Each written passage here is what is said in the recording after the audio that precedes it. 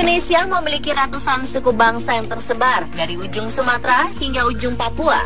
Salah satu suku yang masih bertahan setelah ratusan tahun menjalankan tradisinya adalah suku Dani di Papua. Suku ini sejak dahulu hingga sekarang terus mempertahankan tradisinya.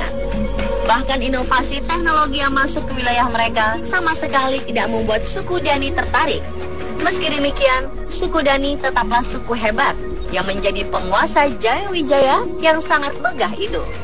Dan inilah tradisi dari mereka yang telah on the spot rangkum.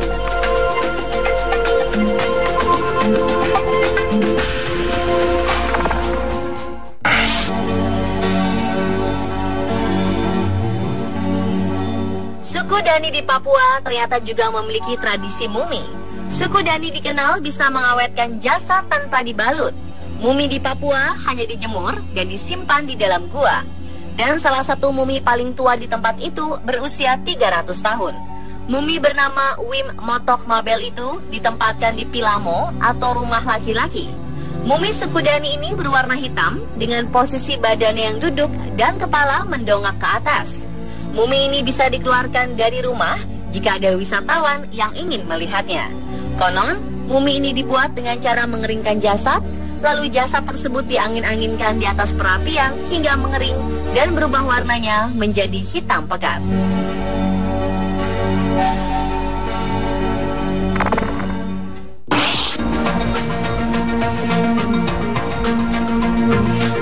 Masyarakat suku Dani gemar menggelar pesta dalam menyambut pernikahan, kelahiran, maupun merayakan kemenangan perang.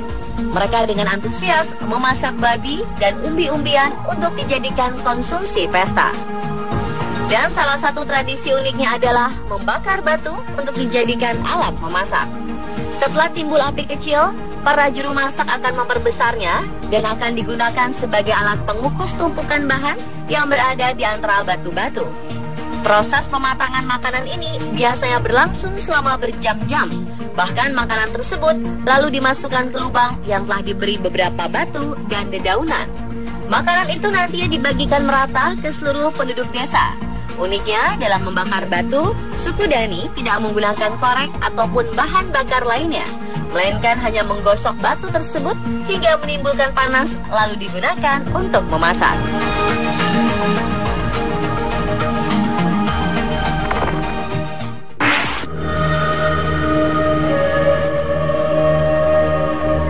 Selain membuat mumi dan membakar batu, suku Dani juga memiliki tradisi unik dalam menunjukkan rasa duka cita. Mereka tidak akan menangis atau melantunkan doa sebagaimana dilakukan orang berkabung. Namun orang suku Dani akan memotong jari mereka sebagai perwujudan rasa sakit lantaran telah ditinggalkan kerabat atau sanak keluarganya. Pemotongan jari atau dikenal juga dengan istilah iki paling ini biasanya dilakukan dengan memotongnya menggunakan benda tajam ataupun digigit hingga putus. Suku Dani menganggap jari sebagai simbol dari keluarga atau kekerabatan, sehingga apabila ada anggota keluarga meninggal dunia, maka perwujudan bela sungkawa itu bisa dilakukan dengan memotong ruas jari. Tak hanya itu, suku Dani pun kerap melakukan aksi mandi lumpur. Bukan tanpa maksud, ritual ini memberi makna bahwa setiap manusia yang meninggal akan kembali ke tanah. Terlepas bagaimanapun filosofi yang terkandung di dalamnya, beragam tradisi ini tentu menambah pesona budaya di Papua.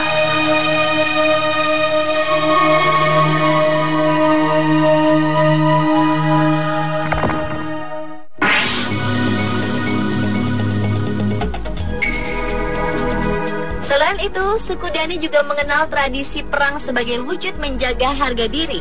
Dahulu, perang biasanya dilakukan ketika memperebutkan wilayah, makanan, hingga menjaga wilayahnya. Konflik antar desa pun kerap dipicu oleh sengketa tanah yang menjadi pemicu munculnya perang antar desa maupun antar suku yang letaknya bersebelahan. Namun di era modern saat ini, perang tidak dilakukan hingga menelan korban jiwa. Namun perang dipertontonkan dalam rangka menyambut wisatawan yang datang. Tradisi ini digelar setahun sekali di Lembah Baliem, tempat tinggal suku Dani. Pada festival Baliem akan dipertunjukkan perang antara suku Dani dengan suku Lani ataupun suku Yali dengan tujuan melestarikan tradisi mereka.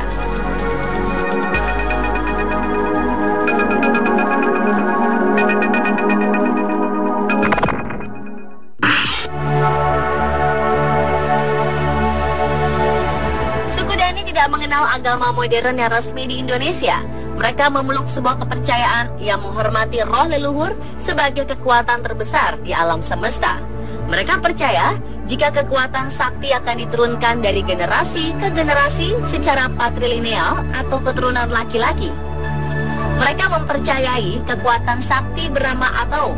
Kekuatan sakti tersebut akhirnya dipecah lagi menjadi kekuatan menjaga kebun, kekuatan menyembuhkan penyakit dan penolak bala, dan yang terakhir adalah kekuatan untuk menyuburkan tanah.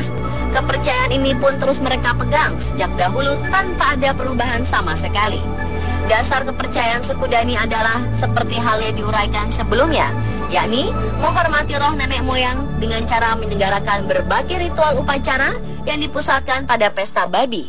Sebagai bentuk penghormatan kepada nenek moyangnya, suku Dani membuat lambang untuk nenek moyang mereka yang disebut Kaneka. Selain sebagai perlambang untuk nenek moyang, dikenal juga Kaneka Hagasir, yakni sebuah upacara keagamaan yang bertujuan untuk kesejahteraan keluarga, juga ketika mengawali dan mengakhiri peperangan.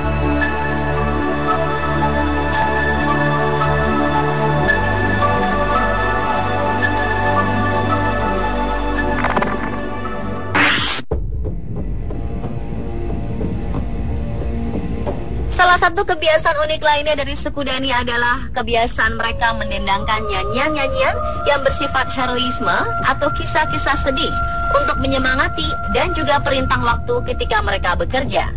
Untuk alat musik yang mengiringi senandung atau dendangnya sendiri, yakni biasanya adalah alat musik yang dinamakan pikon, yaitu satu alat yang diselipkan di antara lubang hidung dan telinga mereka. Di samping sebagai pengiring nyanyian, alat ini pun berfungsi ganda sebagai isyarat kepada teman atau lawan di hutan kala sedang berburu.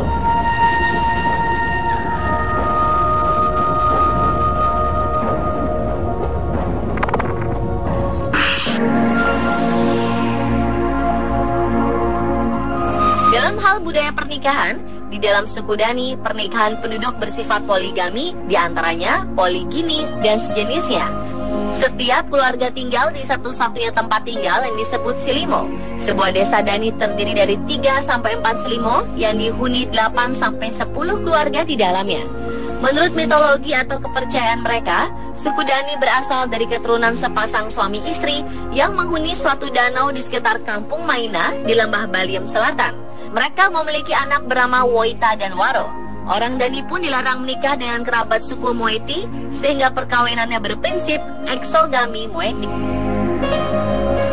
Dan pemirsa, itulah 7 tradisi suku Dani, sang penguasa Gunung Jayawijaya versi on the spot.